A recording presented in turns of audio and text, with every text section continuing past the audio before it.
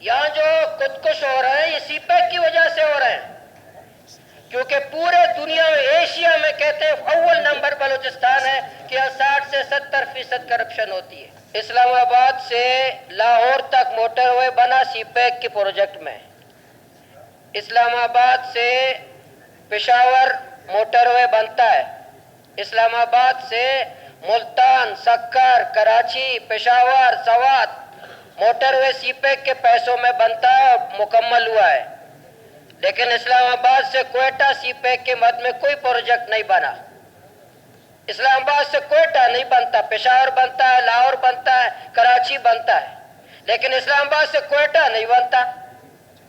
یہ وفاقی حکومت کی بدنیتی نہیں ہے، یہ وفاقی حکومت کی بلوچستان کے ساتھ نفرت اور بغض اور حسد نہیں ہے کہ 1 کلومیٹر موٹر وے بلوچستان میں نہیں ہے۔ اور یہ موجودہ جو بجٹ پیش ہوا، حالانکہ وفاقی حکومت کے اتحادی بھی یہاں موجود ہے، اتحادی حکومت بلوچستان میں سی پیک سے بلوچستان کیوں 1 کلومیٹر موٹر وے نہیں ہے؟ کیوں نہیں ہے سی پیک کا؟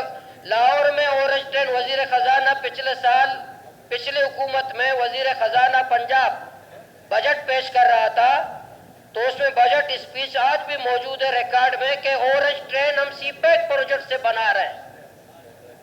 وزیر خزانہ پنجاب اپنے اسمبلی میں بجٹ اسپیچ میں کہتا ہے کہ ہم سی پیک پروجیکٹ سے اورنج ٹرین لاہور میں بنا رہے ہیں، لیکن بلوچستان کے بغیر سی پیک مکمل ہے۔ اسپیکر صاحب، گوادر کے بغیر سی پیک مکمل ہے تو اورنج ٹرین لاہور میں بنتا ہے، موٹر وے پنجاب، کے پی اور سندھ میں، بلوچستان میں 1 کلومیٹر موٹر وے نہیں ہے، 1 کلومیٹر نہیں ہے۔ کیوں؟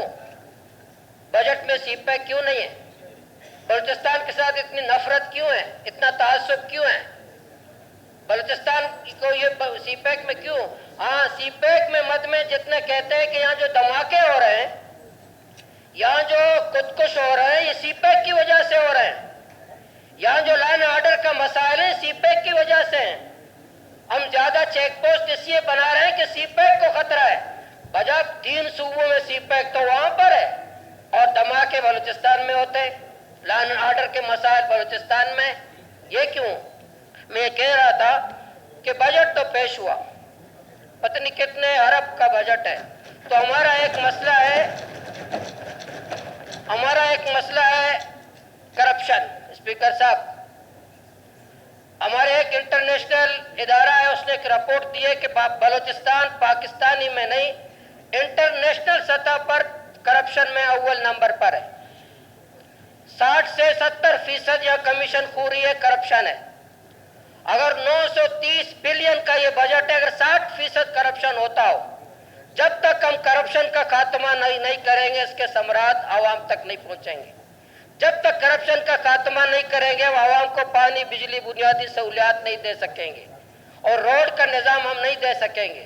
تو اس لیے پہلے بھی بجٹ پیش ہو، میری گزارش ہے حکومت سے بھی، پورے ایوان سے بھی اور بطور ممبر صوبہ اسمبلی، گوادر میں گزشتہ 15-20 سال 40 سال میں 200 ارب روپے سے زائد لگے، 200 ارب سے زائد، لیکن وہاں ایم پی اے صاحب کے اتنے پرسنٹ، منسٹر صاحب کے اتنے پرسنٹ اور ایکسن صاحب کے اتنے پرسنٹ، جس کی وجہ سے کوئی ترقی کے اثرات و ثمرات گوادر میں نہیں۔ ہم ہدایت رحمان صاحب، ہم اپوزیشن کو واپس آنے پر خوش آمدید کہتے ہیں۔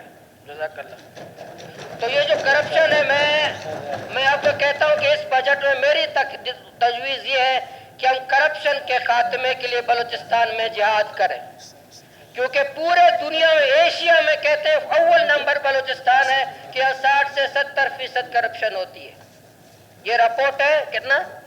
85% انٹرنیشنل ادارے کی رپورٹ ہے۔ تو پورے دنیا میں، ایشیا میں، پاکستان میں نہیں، پورے ایشیا میں، جب پورے ایشیا میں بلوچستان فرسٹ نمبر پر ہے، یہ ہمارے لیے داغ ہے، یہ ہمارے لیے ایک داغ ہے کہ ہم کرپشن کے بغیر اس بجٹ کو عوام تک ہم نہیں لے جا سکتے، اس کے ثمرات، اس کے اثرات بلوچستان کے عوام کو نہیں دے سکتے۔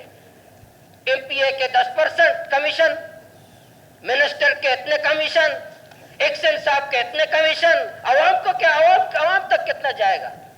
عوام تک ہم کتنا خرچ کر سکیں گے؟ عوام تک ہم کتنے اس کے ثمرات ہم پہنچا سکیں گے؟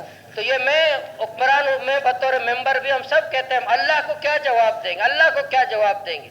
जब हमारे आज भी बच्चे सिविल अस्पताल कराची के फुटपाथ पर बलूचिस्तान की माँ आज भी सो रही है इलाज के घर से, पूरे बलूचिस्तान में इलाज नहीं है, तो हम अल्लाह को क्या जवाब देंगे? हम खुदा को क्या जवाब देंगे? हम खुदा रसूल को क्या जवाब देंगे? अल्लाह क्या जवाबदेही नहीं है?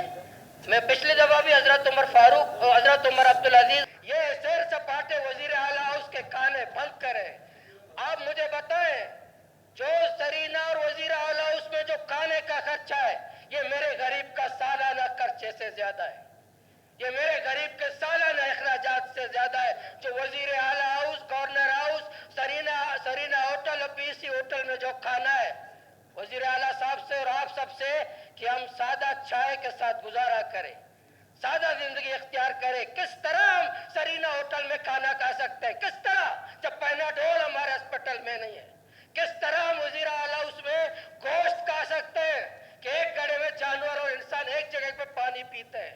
आज भी सिविल अस्पताल में हमारी माँ तड़प रही कराची के, किस तरह हम खाना खा सकते हैं? किस तरह हम गोश्त खा सकते हैं?